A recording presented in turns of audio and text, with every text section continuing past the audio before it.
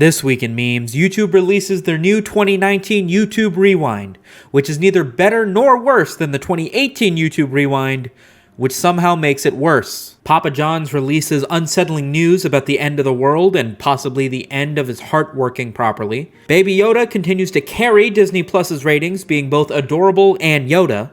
And finally, what would you do if John Quinones decided to start judging you with a camera crew in your face? Baby Yoda, baby Yoda, baby Yoda, baby Yoda, baby Yoda, baby Yoda, baby Yoda.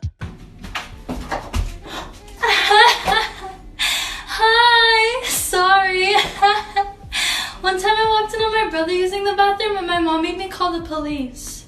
YouTube releases the 2019 YouTube Rewind. Now, you're watching a video on YouTube right now, so I'm going to assume you know what it is.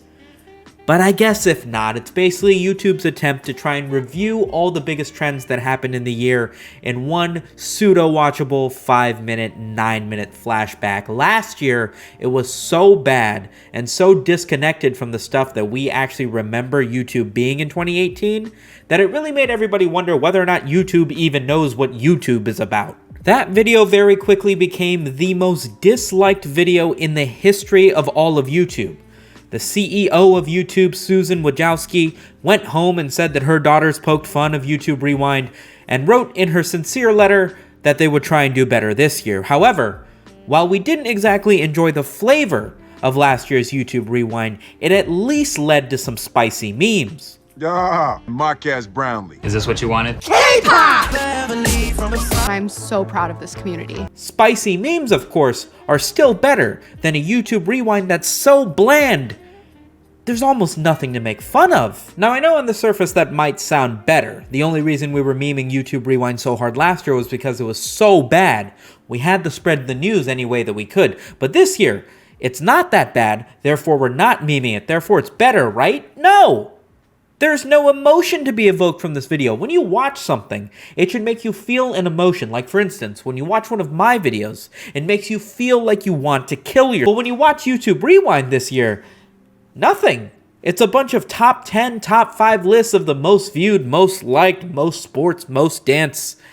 It's like watching a robot make a YouTube video. People have been making comparisons between YouTube Rewind 2019 and WatchMojo.com for good reason. YouTube Rewind was quite literally just a bunch of top 10 lists of the most blank on YouTube this year, and WatchMojo.com pretty much exclusively makes top 10 lists. In fact, WatchMojo.com already made a YouTube 2019 Rewind fixed, and theirs has Etika in it, so I really don't see how you f*** that up, YouTube. I should also mention that every single comment under the video seems to be a joke about how everyone's just copying everybody else's comments to... I don't know, man. Don't make a sign. Up next, we're taking a look at Baby Yoda again, because this meme is still going strong, even though we took a look at it on This Week in Memes from 2 weeks ago. Yo, Baby Yoda's first word probably came after his second word. The Mandalorian, the show on Disney Plus's new streaming platform, has been doing great, but people cannot get enough of Baby Yoda, except for maybe Jack's Films, whose wife made him fast forward through all the other parts of The Mandalorian just to see Baby Yoda. That might be a little over the top. Cash Money Records taking over for the 99 in the 2000.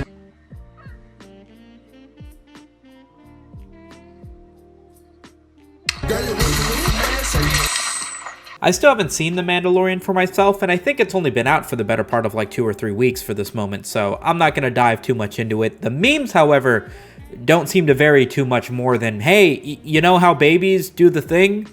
You know how you used to do the thing when you were a baby?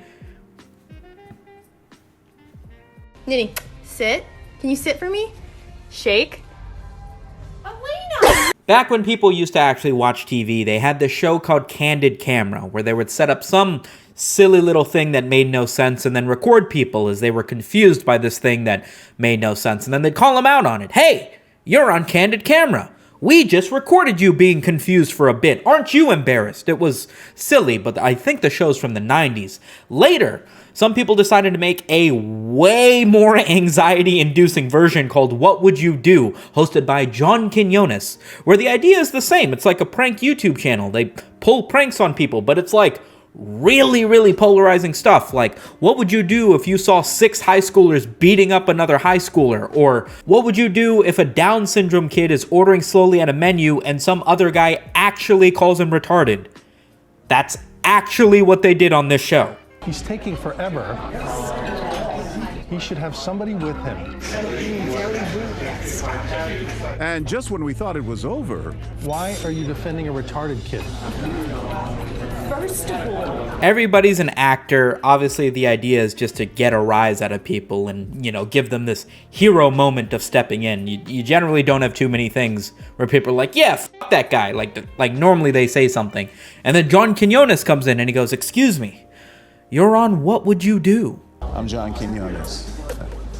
They're actors. Personally, I can't watch this stuff. Anything that has to do with even the most minimal amount of social interaction gives me an actual anxiety attack. That means What Would You Do?, Candid Camera, Impractical Jokers, and even just prank YouTube channels. It's all just no. I don't like people. However, I don't seem to be the only person bothered by this sort of TV show. TikTok has been going crazy with the idea of John Quinones stepping in with a camera crew to shine light on this moment that you could have been a hero, but instead you were kind of just a dick. Excuse me, ma'am. I'm John Quinones with the TV show What Would You Do? In middle school, we would alternate between like 3 different teachers for like math and science classes, and they would all have an attendance book to keep track of whether or not you were absent or tardy from one of those classes. And tardies were like an X and absence were a cross. So if they thought you weren't coming to class, they would just put a dash, and if it turned out you were tardy, like you come in an hour later, they put 2 X's, right? And if you have more than 6 tardies in a year, then you don't get to attend the pizza party at the end of the year, which was a big deal for me as a chubby kid. One day we had a substitute, and the substitute did not know that after taking attendance, you're supposed to put that book in a locked drawer underneath the teacher's desk, which I knew was there. So when they disappeared for 15 minutes because one of the kids threw up in class and they had to get a nurse, I put an X in every single box in that book for every single student. That's what I did. Nobody got a pizza party that year. But also, there was no camera crew to make light of it, so I don't know where I was going with the story. Excuse me, ma'am. I'm John Quinones with the TV show What Would You Do? Another similar show from around the same time that is also being memed on TikTok is Undercover Boss, where everybody has a new employee at the work site that actually turns out to be the CEO of the company but wearing a mustache or something. It's about as stupid as it sounds.